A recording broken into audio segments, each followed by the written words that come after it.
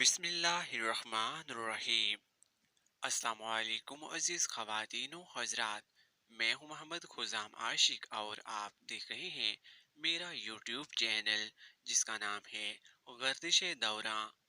دوستو، آج کی اس ویڈیو میں ہم آپ کی خدمت میں حضرت خالد بن ولید رضی اللہ عنہ کی بے مثال شجاعت اور بہادری کی داستان لے کر حاضر ہوئے ہیں، جس کا نام ہے شمشیر بے نیام۔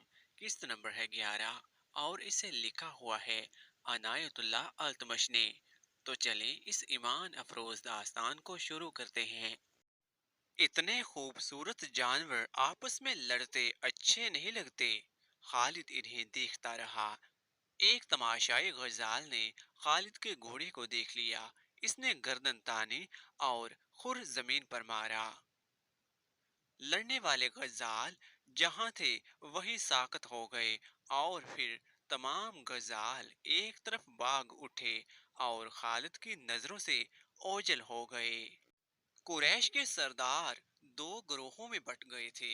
ان کی آپس میں دشمنی پیدا نہیں ہوئی تھی، لیکن پیار محبت اور اتحاد والی پہلی سی بات بھی نہیں رہی تھی۔ خالد کو آج یاد آ رہا تھا کہ سب ابو سفیان کی سرداری اور سالاری کو تسلیم کرتے تھے، لیکن کچھ کھچاؤ سا پیدا ہو گیا تھا۔ جب اتحاد کی ضرورت تھی، اس وقت اہل قریش نفاق کے راستے پر چل پڑے تھے۔ خالد کو یہ صورتحال ناگوار گزری تھی۔ کیا آپ کو معلوم نہیں کہ آپس کا نفاق دشمن کو تقویت دیتا ہے؟ خالد نے ایک روز ابو سفیان سے کہا تھا، کیا آپ نے کبھی سوچا ہے کہ اس نفاق کو اتفاق میں کس طرح بدلا جا سکتا ہے؟ بہت سوچا ہے خالد، ابو سفیان نے اکتائے ہوئے لہجے میں کہا تھا۔ بہت سوچا ہے، سب مجھے پہلے کی طرح ملتے ہیں، لیکن میں محسوس کرتا ہوں کہ بعض کے دل صاف نہیں۔ کیا تم کوئی صورت پیدا کر سکتے ہو کہ دلوں سے میل نکل جائے؟ ہاں، میں نے ایک صورت سوچ رکھی ہے، خالد نے کہا تھا۔ میں یہی تجویز آپ کے سامنے لا رہا تھا۔ جن سرداروں کے دلوں میں میل پیدا ہو گئی ہے، وہ سمجھنے لگے ہیں کہ ہم اب نام کے جنگجو رہ گئے ہیں اور ہم نے مسلمانوں کا ڈر اپنے دلوں میں بٹھا لیا ہے۔ شارجہ نے 6 مسلمانوں کو دھوکہ دے کر اور ان میں 2 کو آپ کے ہاتھوں مروا کر ہماری شکل و صورت ہی بدل ڈالی ہے۔ اس کا علاج یہ ہے کہ ہم مدینہ پر حملہ کریں یا مسلمانوں کو کہیں للکاریں اور ثابت کر دیں کہ ہم جنگجو ہیں اور ہم مسلمانوں کو ختم کر کے دم لیں گے۔ ہمارے پاس جواز موجود ہے، ابو سفیان نے اچھل کر کہا تھا۔ میں نے احد کی لڑائی کے آخر میں محمد کو للکار کر کہا تھا کہ تم نے بدر میں ہمیں شکست دی تھی، ہم نے احد کی پہاڑی کے دامن میں انتقام لے لیا ہے۔ میں نے محمد سے یہ بھی کہا تھا کہ قریش کے سینوں میں انتقام کی آگ جلتی رہے گی۔ ہم اگلے سال تمہیں بدر کے میدان میں للکاریں گے۔ ہاں، مجھے یاد ہے، خالد نے کہا۔ ادھر سے عمر کی آواز آئی تھی۔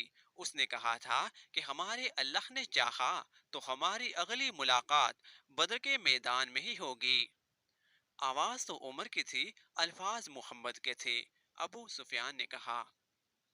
محمد بہت زخمی تھا اور وہ اونچی آواز میں بول نہیں سکتا تھا۔ میں محمد کو پیغام بھیجتا ہوں کہ فلاں دن بدر کے میدان میں آ جاؤ اور اپنے انجام کو پہنچو۔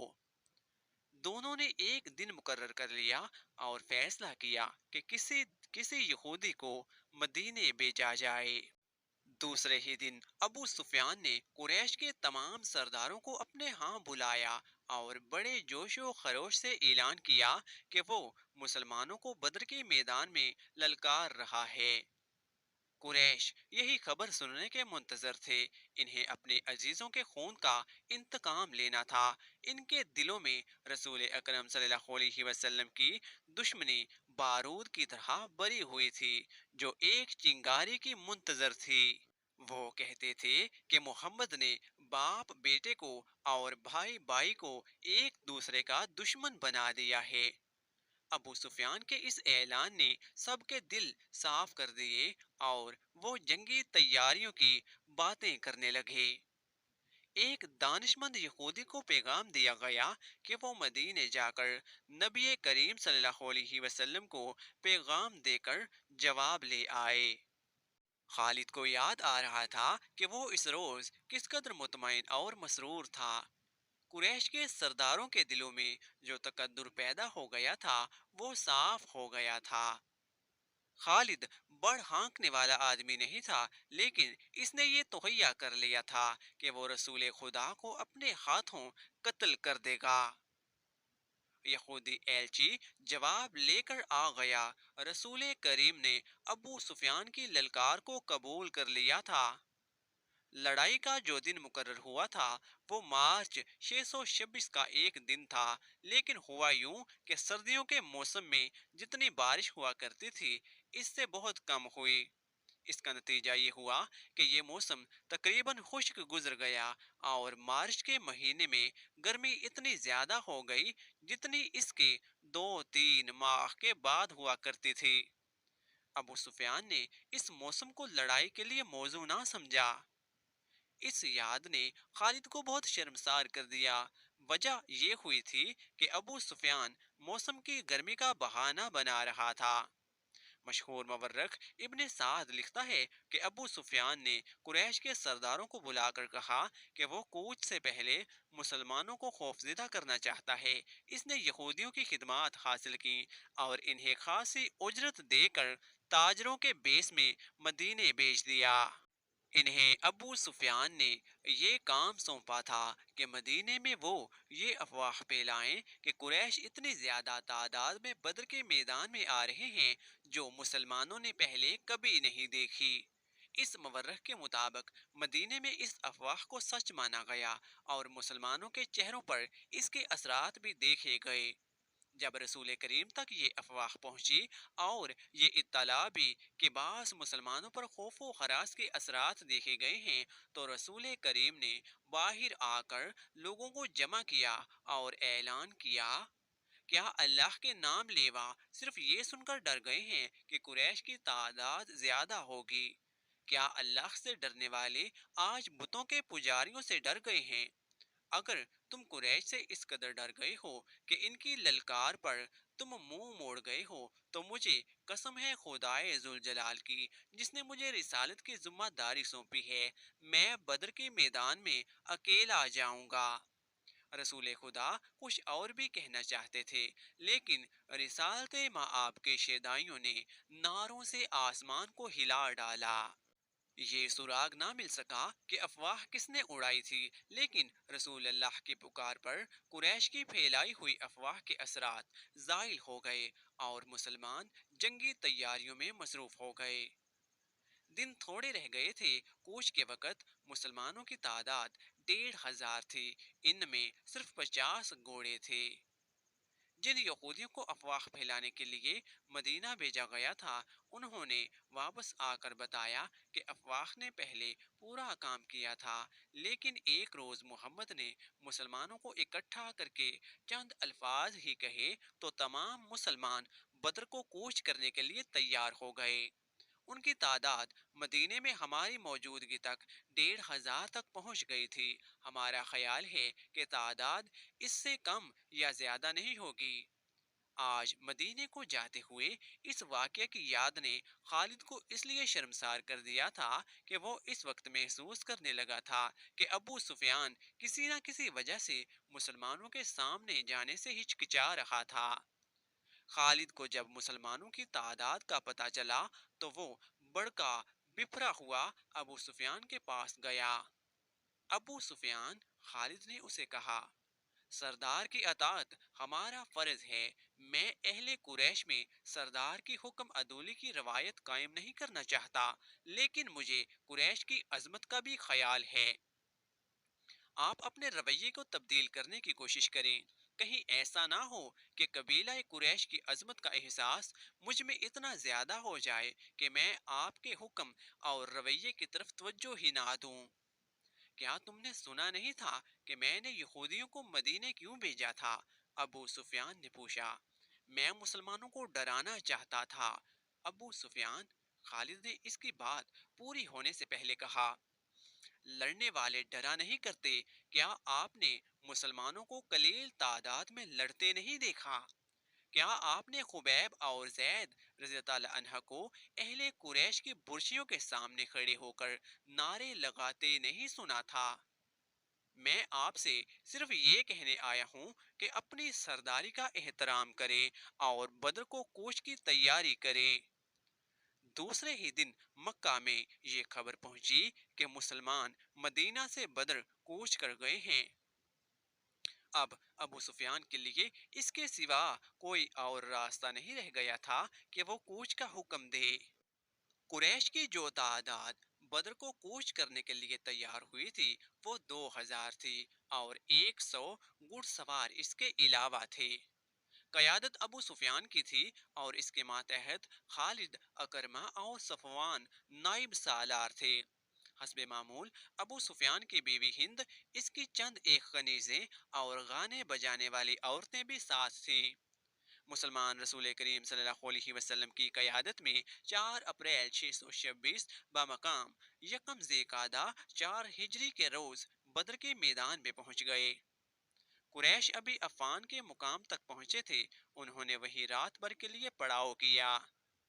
अलगल सुबह इनकी रवानगी थी, लेकिन सुबह तलू होते ही अबू सुफियान ने अपने लश्कर को कूच का हुक्म देने की बजाय इकट्ठा किया और लश्कर से यूं मुखातब हुआ, कुरैश के बहादुरों, मुसलमान तुम्हारे नाम से डरते हैं। अब इनके साथ हमारी जंग फैसला कुन होगी। इन मुट्ठी भर मुसलमानों का हम नामो निशान मिटा देंगे। ना मोहम्मद इस दुनिया में रहेगा, ना कोई इसका नाम लेने वाला। लेकिन हम ऐसे हालात में लड़ने जा रहे हैं जो हमारे खिलाफ जा सकते हैं और हमारी शिकस्त का बाइस बन सकते हैं। तुम देख रहे हो कि हम अपने साथ पूरा अनाज नहीं ला सके। मजीद अनाज मिलने की उम्मीद भी नहीं, क्योंकि खुश्क साली ने कहत की सूरत हाल पैदा कर दी है। फिर इस गर्मी को देखो। मैं नहीं चाहता कि मैं अपने बहादुरों को भूखा और प्यासा मरवा दूं। मैं फैसला कुन जंग के लिए मौजू हालात का इंतजार करूंगा। हम आगे नहीं जाएंगे। मक्का को कूच करो। खालिद को याद आ रहा था कि कुरैश के लश्कर ने दो तरह के नारे बुलंद किए। एक इनके नारे थे जो इन्हीं हालात में मुसलमानों के खिलाफ लड़ने का अज़म किए हुए थे, और दूसरे नारे अबू सुफियान के फैसले की तायीद में थे, लेकिन सबको हुक्म मानना था। खालिद, अकरमा और सफवान ने अबू सुफियान का ये हुक्म मानने से इनकार कर दिया, लेकिन अबू सुफियान पर इनके एहतजाज का कुछ असर ना हुआ। इन तीनों नाइब सालारों ने ये जायजा भी लिया कि कितने आदमी इनके साथ रहते हैं। ये जायजा उनके खिलाफ साबित हुआ। लश्कर की अक्सरियत अबू सुफियान के हुक्म पर मक्का की तरफ कूच कर गई। खालिद और इसके दोनों साथियों को मजबूरन लश्कर के पीछे पीछे आना पड़ा। खालिद को वो लम्हे याद आ रहे थे जब वो अहले कुरैश के लश्कर के पीछे पीछे अकरमा और सफवान के साथ मक्का को चला जा रहा था। उसका सर झुका हुआ था। ये तीनों एक दूसरे की तरफ देख भी नहीं रहे थे, जैसे एक दूसरे से शर्मसार हों।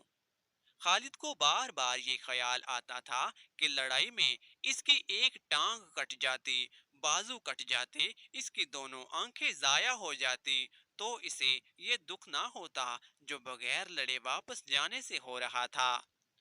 उस वक़्त वो इस तरह महसूस कर रहा था जैसे इसकी जात मर चुकी हो और घोड़े पर इसकी लाश मक्का को वापस जा रही हो।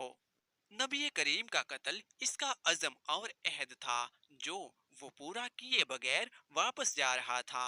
ये अज़म बिच्छू बनकर इसे डस रहा था। उसे बहुत कुछ याद आ रहा था। यादों का एक रीला था जो कहीं खत्म नहीं हो रहा था। उसे यहूदियों के कबीले बनु नजीर, बनु करीजा और बनु कैन का याद आए। उन्होंने जब देखा कि कुरैश मुसलमानों के खिलाफ लड़ने से मुंह मोड़ गए हैं, तो वो सरगर्म हो गए। यहूदियों ने मुसलमानों के खिलाफ जमीन दोज कार्रवाइयां शुरू की। मक्का गए और कुरैश को मुसलमानों के खिलाफ भड़काया, मगर कुरैश का सरदार अबू सुफियान टस से मस ना हुआ। खालिद को मालूम ना हो सका कि अबू सुफियान के दिल में क्या है और वो मुसलमानों से लड़ने से क्यों घबराता है। इसी साल के मौसम सरमा के अवाइल में खैबर के चंद एक सरकर्दा यहूदी मक्का गए। इनका सरदार हबीब बिन अख्तब था। ये शख्स यहूदियों के कबीले बनु नजीर का सरदार था। यहूदियों के पास जर्रो जवाहरात के खजाने थे। ये चंद एक यहूदी अबू सुफियान और कुरैश के दीगर सरदारों के लिए बेशकीमत तोहफे लेकर गए। इनके साथ हसीन और जमील लड़कियां भी थी। मक्का में ये यहूदी अबू सुफियान से मिले, इसे तोहफे पेश किए और रात को अपनी तवाइफों का रक्स भी दिखाया। इसके बाद हबीब बिन अख्तब ने अबू सुफियान से खालिद, अकरमा और सफवान की मौजूदगी में कहा कि उन्होंने मुसलमानों को ख़त्म ना किया और इनके बढ़ते हुए कदम ना रोके तो वो यमामा तक पहुंच जाएंगे। अगर वो इसमें कामयाब हो गए तो कुरैश के लिए वो तजारती रास्ता हमेशा के लिए बंद हो जाएगा जो बहरीन और अराक की तरफ जाता है। कुरैश के लिए ये रास्ता शहर रग की हैसियत रखता था। अगर आप हमारा साथ दें, हबीब बिन अख्तब ने कहा, तो हम मुसलमानों के खिलाफ खुफिया कार्रवाइयां शुरू कर देंगे। हम मुसलमानों से दुगने थे तो भी इन्हें शिकस्त नहीं दे सके। अबू सुफियान ने कहा, इनसे 3 गुना तादाद में इनसे लड़े तो भी इन्हें शिकस्त ना दे सके। अगर चंद और कबीले हमारे साथ मिल जाएं तो हम मुसलमानों को हमेशा के लिए ख़त्म कर सकते हैं। हमने ये इंतज़ाम पहले ही कर दिया है। हबीब बिन अख्तब ने कहा, कबीला गतफान और बनु असद आपके साथ होंगे। चंद और कबीले हमारी कोशिशों से आपके साथ आ जाएंगे। खालिद को क्या कुछ याद ना आ रहा था। 3-4 साल पहले के वाक़यात इसे एक रोज पहले की तरह याद थे। इसे अबू सुफियान का घबराया हुआ चेहरा अच्छी तरह याद था। खालिद जानता था कि यहूदी अहले कुरैश को मुसलमानों के खिलाफ सिर्फ इसलिए भड़का रहे हैं कि यहूदियों का अपना मजहब इस्लाम के मुकाबले में खतरे में आ गया था। लेकिन उन्होंने अबू सुफियान को ऐसी तस्वीर दिखाई थी जिसमें इसे मुसलमानों के हाथों तबाही नजर आ रही थी। दूसरी तरफ खालिद और अकरमा और सुफियान बिन उमैया ने अबू सुफियान को सर उठाने के काबिल नहीं छोड़ा था। हम आपको अपना सरदार तस्लीम करते हैं, लेकिन आप ये तस्लीम करें कि आप बुज़दिल हैं। अगर मुसलमान मौसम की खराबी और कहत में लड़ने के लिए आ गए थे तो हम भी लड़ सकते थे। आपने झूठ बोलकर हमें धोखा दिया है। अबू सुफियान बुज़दिल है। अबू सुफियान ने पूरे कबीले को बुज़दिल बना दिया है। अब मोहम्मद के चेले हमारे सर पर कूदेंगे। और ऐसी बहुत सी तंज और गुस्से से भरी हुई आवाजें मक्का के गली कूचों में गश्त करती रहती थी। इन आवाजों के पीछे यहूदियों का दिमाग भी काम कर रहा था, लेकिन अहले कुरैश की गैरत और इनका जज्बा इंतकाम इन्हें चैन से बैठने नहीं देता था। अबू सुफियान इस हाल तक पहुंच गया था कि इसने बाहर निकलना ही छोड़ दिया।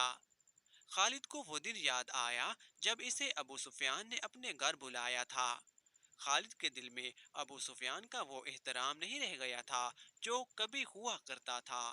वो बादिल नख्वास्ता सिर्फ इसलिए चला गया कि अबू सुफियान इसके कबीले का सरदार है। वो अबू सुफियान के घर गया तो वहाँ अकरमा और सफवान भी बैठे हुए थे। खालिद, अबू सुफियान ने कहा, मैंने मदीने पर हमले का फैसला कर लिया है। खालिद को ऐसे महसूस हुआ कि जैसे उसने गलत सुना हो। उसने अकरमा और सफवान की तरफ देखा। इन दोनों के होंठों पर मुस्कुराहट आ गई। हाँ खालिद, अबू सुफियान ने कहा, जिस कदर जल्दी हो सके लोगों को मदीने पर हमले के लिए तैयार कर लो। मोअज़्ज़िज़ ख़वातीन व हज़रात, शमशीर बेनयाम की किस्त नंबर 11 यहाँ पर मुकम्मल हो गई है। इस ईमान अफरोज़ दास्तान की अगली एक साथ देखने के लिए हमारे चैनल गर्दिश दौरा को सब्सक्राइब कर लें। तो मिलते हैं इसी सिलसिले की अगली किस्त के साथ। تب تک کے لیے مجھے اجازت دیجیے۔ اللہ تعالی ہم سب کا حامی و ناصر